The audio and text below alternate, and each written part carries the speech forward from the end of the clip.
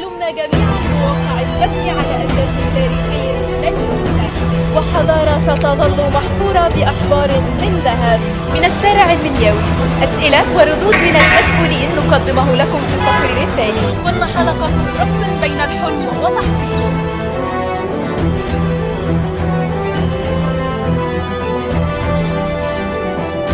صادفت يوما هذه المشاهد الفارهة من داخل طائرة الرئيس الأمريكي، وأدهشتك مظاهر الترف من مكاتب وقاعات وأسرة، فنستطيع أن نقول لك إن كل هذه الفخامة ستكون أشبه بالعشوائيات مقارنة بتصميم ومزايا طائرة الرئيس الجديدة. مكتب الاجتماعات الجديد كما لو أنه مستوحى من مركبة فضائية تندمج فيه التكنولوجيا بشاشات لمس وهواتف نقالة متصلة بالأقمار الاصطناعية وشبكات الاتصال السرية.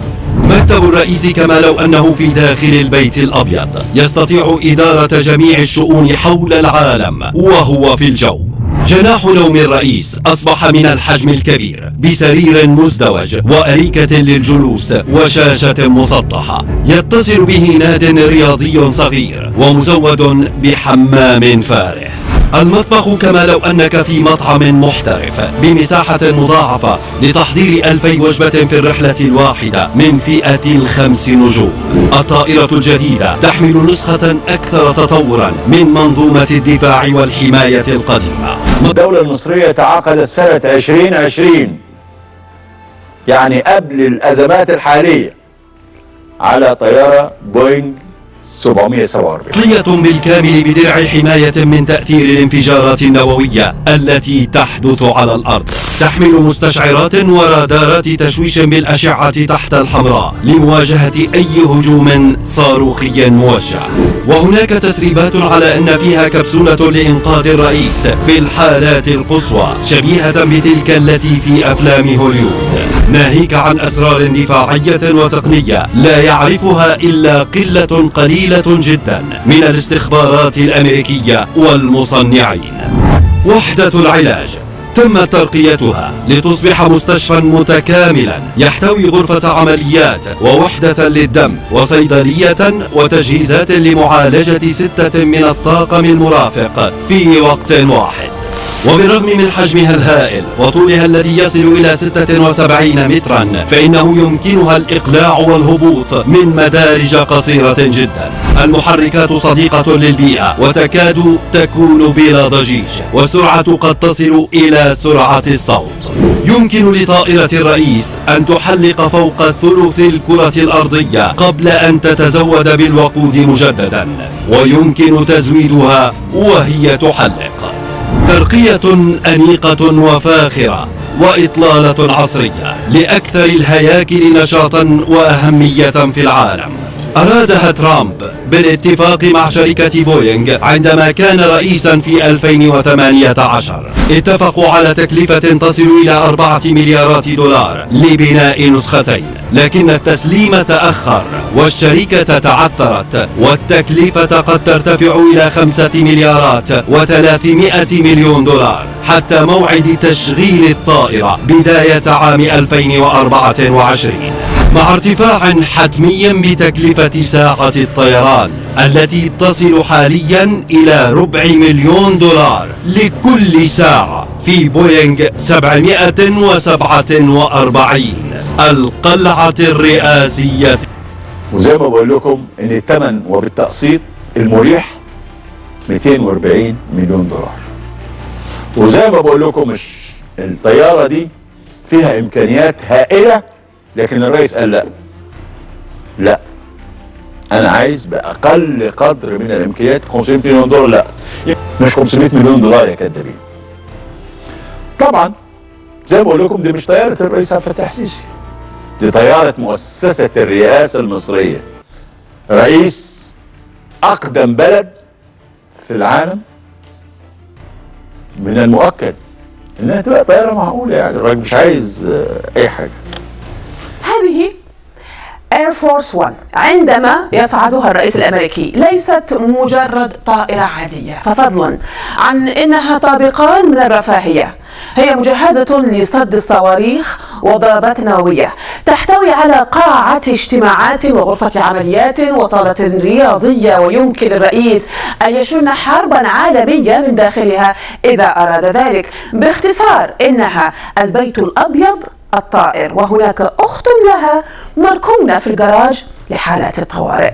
مشاهدينا، هذه المواصفات ليست عن الطائرة الرئاسية والملكية أو الطائرات الرئاسية والملكية التي تنقل كبار مسؤولي الحكومات، ويبدو أن الحكومة المصرية تسعى لاستبدال طائرة الرئاسة بأخرى من نفس طراز طائرة الرئيس الأمريكي، ذلك وفقا لما تداوله موقع بريطاني يهتم بشؤون الملاحة الجوية. الحديث هنا عن طائرة بوينغ 747 التي بدأت شركة بوينغ ببناء هذه السلسلة في عام 2011 لصالح شركة لوفتانزا الألمانية.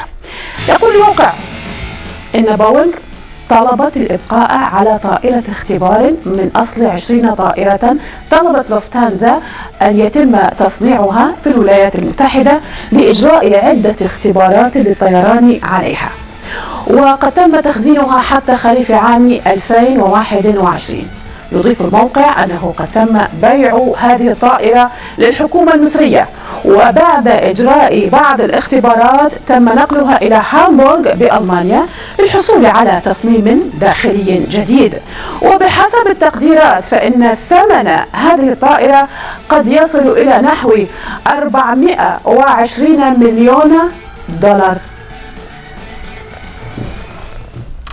يشير الموقع سيمبل فلاينج إلى أن الطائرة الرئاسية المصرية الجديدة هبطت في مطار شانون في أيرلندا لكي تقوم شركة متخصصة بطلائها وفقا لمتطلبات من سيشتريها. يضيف الموقع أن الطائرة باتت تحمل رقم تسجيل وهو SUEGY يظهر هنا في ذيل هذه الطائرة.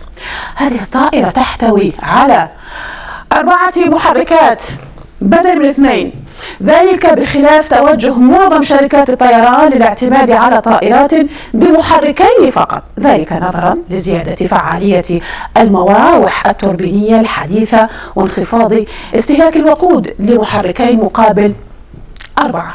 إلا أن هيكل طائرة ب4 محركات سيكون أكثر قدرة على الصمود في حال تعرضت الطائرة لضربة صاروخ أرض جو، وهذا بالضبط ما يرغب باقتنائه زبون يضع المعايير الأمنية نصب عينيه مثل كبار المسؤولين المصريين.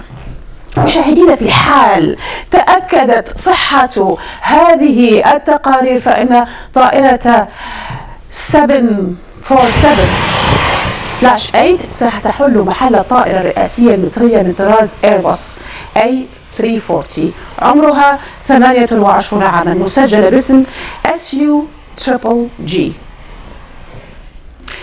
ثمن هذه الطائرة أثار تكهنات رواد مواقع التواصل وسط ما تعانيه مصر من أزمة اقتصادية. مثلا حكيم يقول طائرة ب$500 مليار ما شاء الله، اللهم بارك. ونلاحظ أن معظم القنوات المصرية تتجه للتسول عبر إعلانات وفقرات إشهارية لتمويل مستشفى أو مسجد بجمع تبرعات من المواطنين والمحسنين.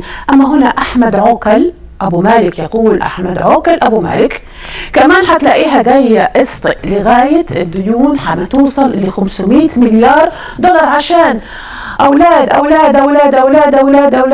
أولادنا يشوفوا المر اللي احنا شفناه وحنشوف أمر منه كمان. أما هنا هشام قاسم يقول في هذه التدوينة سيكون لذلك أثر سلبي على قرار الإقراض. وداخليا هل يخرج السيسي كما فعل حينما سربت تكاليف القصور الرئاسية الباهظة ويقول بصوت جهوري اشتريت ولسه هشتري طيارات، هو عشاني ده عشان مصر، ولا بس الرئيس الأمريكي هو اللي حيركب طيارات؟ وهذه تدوينة هشام قاسم. أما منى ولا تقول هذا الأسطول لجمهورية مصر العربية وليس للرئيس. حرام عليكم، كفاية تغيير الحقائق وقذف الناس بالباطل. أما هنا شيف محمد، في ناس دلوقتي هتقول ان موضوع الطيارة ده كذب، وفي ناس هيردوا يقولوا موضوع الطيارة صح، وهندخل في جدل واسع. استنوا الشهريين بالظبط هتلاقوا الطيارة دخلت الخدمة المصرية واحنا نتفرج عليهم وهنبقى فرحانين كتير. والحقيقة دايما في صفنا، في صف الشرفاء من أبناء الوطن، في صف المدافعين عن هذا البلد، في صف اللي حاسين بالوطن وحاسين بالناس وحاسين بالواقع وبيشتغلوا وبيكافحوا عشان مصر. وممكن تبقى في مشاكل كتير، ممكن تبقى في حاجات مش راضياك وراضياني او مش راضياني، عادي ولا طبيعي في اي مجتمع.